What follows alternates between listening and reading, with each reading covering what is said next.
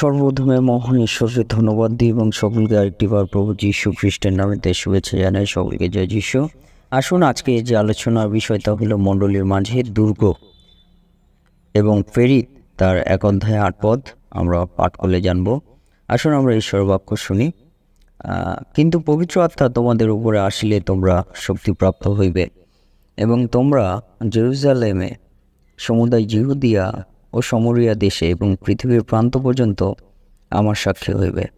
ঈশ্বরের বাক্যে আমাদের প্রত্যেককে আশীর্বাদযুক্ত করুন, আমেন। স্বর্গীয় পিতা, আমাদের প্রেমময় প্রভু, তোমাকে ধন্যবাদ দিই, তোমার মহানবে গৌরব প্রশংসা দিই। আরেকটিবার প্রভু তোমার বাক্য শোনার সুযোগ করে দিলে প্রভু তোমাকে ধন্যবাদ দিই এবং বাক্যের মধ্য দিয়ে এই যে মণ্ডলীর মাঝে যে দুর্গ প্রভু, সে বিষয়ে আমাদেরকে বুঝতে তুমি সাহায্য করো। তোমার পবিত্র আত্মা দ্বারা পরিচালনা করো। যেসব সন্তানের শুনছেন প্রত্যেকের জীবনে তুমি কথা বলো, সঙ্গে সঙ্গে থাকো এই প্রার্থনা প্রভু যীশু খ্রিস্ট নামে চাই, আমেন। জয় যীশু, জয় যীশু। আজকে আমরা দেখি যে মণ্ডলীর মাঝে দুর্গ সেটি কিভাবে প্রতিষ্ঠিত হয়। যদি আমরা দেখি পিতাইশে তিনি বলেন যে পবিত্র আত্মা তোমাদের উপরে আসলে তোমরা শক্তিপ্রাপ্ত হইবে। যখন পবিত্র আত্মা কার্য, পবিত্র আত্মা আমাদের উপরে আসবে, তখন আমরা শক্তির প্রাপ্ত হইব এবং জেরুজালেম, জিহুদা, সমরিয়া দেশ এবং পৃথিবীর প্রান্ত পর্যন্ত, এই সমস্ত যে জায়গার নাম এখানে আছে, সেই জায়গার নামে যে বিষয়টি পিতাইশে তিনি বলেন যে এটা হলো একটা দুর্গ। জেরুজালেম, সমরিয়া এবং জিহুদিয়া এবং পৃথিবীর প্রান্ত পর্যন্ত হতে পারে আপনার পাড়া, হতে পারে আপনার গ্রাম, হতে পারে আপনার নগর বা শহর। বিভিন্ন জায়গায় এই মণ্ডলীর মাঝে যে দুর্গ, এটা প্রতিষ্ঠিত, এটা সম্ভব কখন? যখন পবিত্র আত্মার কার্য আমাদের জীবনে ঘটবে। আমাদের জীবনে পবিত্র আত্মার কার্য যখন ঘটবে, তখন মণ্ডলীর মাঝে এই বিভিন্ন দুর্গ আমরা দেখতে পারবো। নিজের মাঝে যে দুর্গ গড়ে তুলতে হলে আমাদেরকে মনে রাখতে হবে আদি পুস্তক 2:7 পদ, জিহিজকেল 37 থেকে 10 পদ, এগুলি আমরা পাঠ করলে আমরা প্রতিজ্ঞা হিসেবে আঁকড়ে ধরে প্রতি সকালে আত্মা রক্ষার সময় আমাদের তৈরি করতে হবে। আত্মরক্ষার সময় আমাদেরকে তৈরি করতে হবে এবং দিনে ঈশ্বরের পরিকল্পনা বের করে নিয়ে সিংহাসনের শক্তি তুলে ধরতে হবে। রাতে গভীর সময় অর্জন করতে হবে। তাহলেই আমাদের জীবনে ঈশ্বরের যে দয়া, ঈশ্বরের যে কার্য, যে দুর্গ, মণ্ডলীর মাঝে যে দুর্গ, তা গড়ে উঠতে সাহায্য হবে। এই আশীর্বাদ ব্যবহারকারী মানুষেরা একত্রিত হওয়া স্থান হলো মণ্ডলী। যতজন মানুষ একত্রিত হয়, সেই সকল মানুষদেরকেই মণ্ডলী বলা হয় এবং ক্যাম্প করার ক্ষেত্রে সিংহাসনের শক্তি ব্যবহার করা মণ্ডলীর মাঝে হওয়া স্থান হলো আবশ্যকীয়ভাবে কাজ গড়ে উঠবে। প্রভুর দাসগণের মাঝে আমাদেরকে মনে রাখতে হবে পূর্ণতা অবশ্যই আসবে। প্রভুর যতজন দাসগণ আছে, যতজন প্রভুতে বিশ্বাস করেন, এই সকলে যখন এক জায়গায় একত্রিত হয়, সেটা হলো মণ্ডলী এবং সেই মণ্ডলীর মাঝে বলছে ঈশ্বরের যে কার্য, তা কিন্তু পূর্ণতা অবশ্যই আসবে। তাহলে এই নেতৃত্বগণের যদি বিষয়ে আমরা দেখি, তাহলে বিভিন্ন স্থানে কিন্তু পিতা ঈশ্বরের প্রভাব তা বিস্তার করা সম্ভব। আজকে যদি আমরা দেখি, প্রার্থনার উত্তর আসতে থাকবে এবং চলার পথে ঈশ্বরের রাজ্য যুক্ত হবে। সত্যিকারের সুসমাচার জানা মানুষ প্রার্থনা করলে সর্বপ্রথম শয়তানের দুর্গ ভেঙে পড়বে, আমেন। আমাদের যে বিষয় মনে রাখতে হবে যে এই মণ্ডলীর মাঝে যে দুর্গ গড়ে ওঠে এবং সেই দুর্গে যদি সত্যিকারের সুসমাচার জানা মানুষ প্রার্থনা করে, তাহলে সর্বপ্রথম শয়তানের দুর্গ ভেঙে পড়বে। তাই জরুরি ভিত্তিতে প্রস্তুতি নেওয়া বিষয় 3টি রয়েছে আমাদের এই মণ্ডলীর মাঝে দুর্গ। তাহলে প্রথম আমাদের 3টি বিষয় আলোচনার মধ্যে প্রথম বিষয় হলো মণ্ডলীর মাঝে দুর্গ হিসেবে প্ল্যাটফর্ম আমাদের তৈরি করতে হবে। মণ্ডলীর মাঝে দুর্গ হিসেবে ওয়াচ টাওয়ার আমাদেরকে ব্যবহার করতে হবে। মণ্ডলীর মাঝে দুর্গ হিসাবে অ্যান্টেনা আমাদেরকে রাখতে হবে। এই মধ্য দিয়ে আমাদের কিন্তু মণ্ডলীর মাঝে এই দুর্গ তা দৃঢ় হওয়া সম্ভব আছে। প্রথম যে বিষয় মণ্ডলীর মাঝে দুর্গ, তা হলো প্ল্যাটফর্ম। যে মণ্ডলী দুর্গকে প্ল্যাটফর্ম হিসেবে দাঁড় করাতে হলে আমাদেরকে মনে রাখতে হবে বাইবেলের যে পিতর এবং পৌলের মতো একমাত্র বিষয় নিয়ে উঠে দাঁড়াতে হবে এবং অন্যান্য যে সন্তানেরা আছেন বাইবেলে সেই সব সন্তানদের বিষয় আমাদেরকে মনে রাখতে হবে। মসি, দাউদ, বিভিন্ন যেসব সন্তানেরা আছেন, সেই সন্তানদের বিষয় আমাদেরকে নিয়ে আমাদেরকে উঠে দাঁড়াতে হবে। সেটা হলো একটা প্ল্যাটফর্ম, তা আমাদেরকে প্রতিষ্ঠিত করতে হবে যে কিভাবে ঈশ্বর তাদের জীবনে কার্য করেছেন, তাদেরকে ব্যবহার করে ঈশ্বর কত দয়া বিভিন্ন মানুষকে দিয়েছেন, এই বিষয়ে আমাদের মনে রাখতে হবে।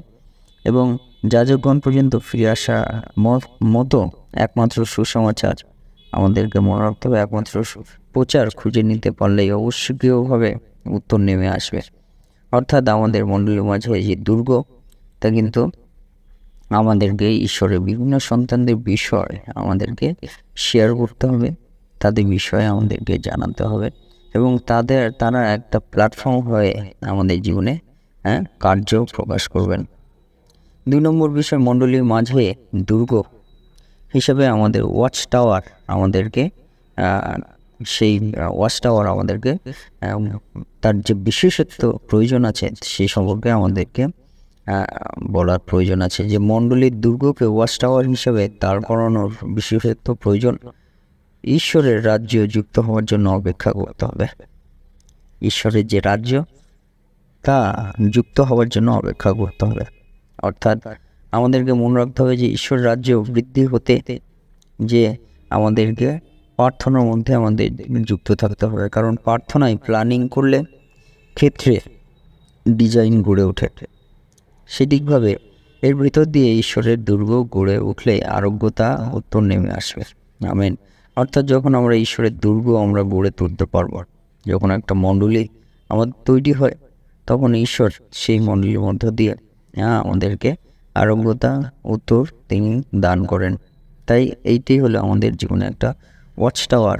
আমাদেরকে তার যে গুরুত্ব বা বিশেষত্ব প্রয়োজন সে সম্পর্কে আমাদেরকে অবগত হতে হবে, মনে রাখতে হবে। 3 নম্বর বিষয়, মণ্ডলীর মাঝে দুর্গ অ্যান্টেনা। তার আমাদের মনে রাখতে হবে যে নতুন সৃষ্টির কাজ গড়ে ওঠার অ্যান্টেনা দাঁড় করানো সম্ভব।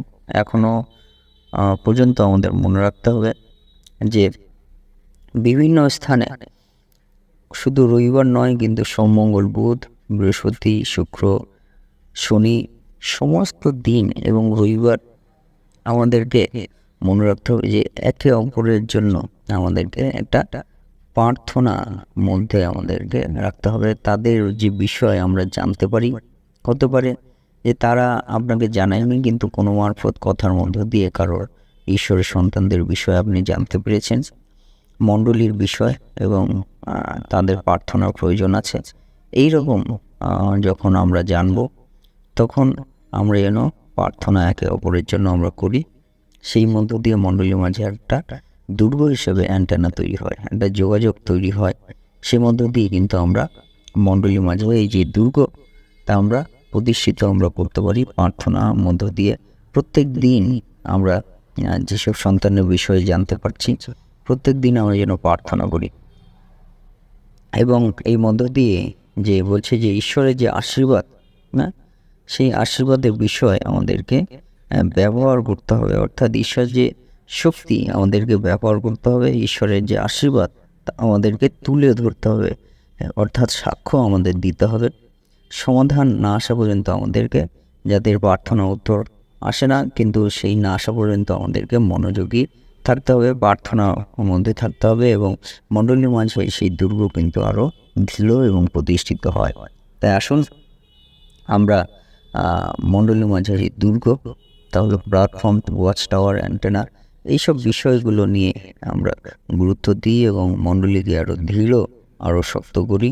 যখন মণ্ডলীতে সমস্যা হয়, আমরা প্রার্থনা করি যাতে সকল মণ্ডলীর সন্তানরা তারা একটা সময় মণ্ডলীতে একত্রিত হয় এবং আমরা ঈশ্বরের মহিমা গৌরব আমরা করতে পারি। সময়ের ব্যবধানে আমরা যেন ঈশ্বরের গৌরব মহিমা আমরা করতে পারি এবং আমাদের মণ্ডলী যেন আমরা শক্ত করি এবং দৃঢ় করি এবং মণ্ডলী বৃদ্ধির জন্য আমরা কিন্তু এগিয়ে চলার আমাদের চেষ্টা আমাদের করতে হবে। সে মধ্য দিয়ে ঈশ্বর তিনি আমাদের মণ্ডলীকে আরও দৃঢ় আরও শক্তি তিনি দান করবেন এবং ঈশ্বর সে মণ্ডলীর প্রধান হিসাবে আমাদেরকে তিনি পরিচালনা করবেন তার পবিত্র আত্মার সহায়তার মধ্য দিয়ে। তাই আসুন আমরা সেই মণ্ডলী যিনি প্রধান আমাদের প্রভু যীশু খ্রিস্ট তার মহানামের ধন্যবাদ দিই এই সময় এবং আমরা হৃদয়ে আমরা মনে রাখি যে আমাদের ঈশ্বরের মণ্ডলী আমাদের হৃদয়ে আমরা প্রতিষ্ঠিত করি এবং একত্রিত হয়ে মণ্ডলীর সকল সন্তানদেরকে আমরা একত্রিত আমরা করার চেষ্টা করি এবং মণ্ডলীর উন্নতির জন্য আমরা একে অপরে আমরা যেন সাহায্য করি যাতে এই মণ্ডলী আরও বৃদ্ধি হয়, তার সেই মণ্ডলীতে যেন আমরা ঈশ্বরের মহিমা গৌরব প্রকাশ করতে পারি। যারা এখনও সেই ঈশ্বরকে জানেনি সেই মণ্ডলীতে আমরা একত্রিত করার আমরা চেষ্টা করি। ঈশ্বর তার বাক্যে আমাদের প্রত্যেককে আশীর্বাদ যুক্ত করুন। আমেন। জয় যীশু, জয় যীশু।